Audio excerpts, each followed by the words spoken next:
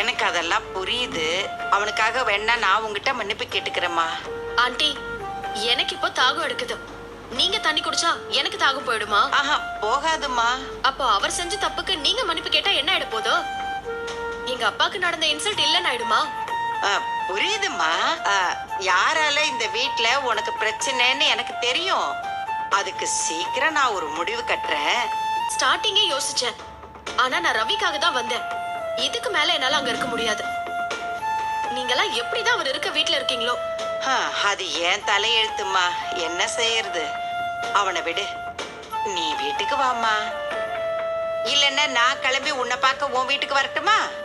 சின்ன பொண்ணுகிட்ட நான் போய் அவ்வளவு கெஞ்சிக்கிட்டு இருக்கேன். ஒரு பெரிய மனுஷி இறங்கி வந்து பேசுறாளேன்னு கொஞ்சமாவது மதிக்க வேண்டாம்? என்னமோ இவ எனக்கு மாமியார் மாதிரி பேசிட்டு போனை வச்சுட்டான். அவ திமிரா பேசுறாளா இல்ல அவ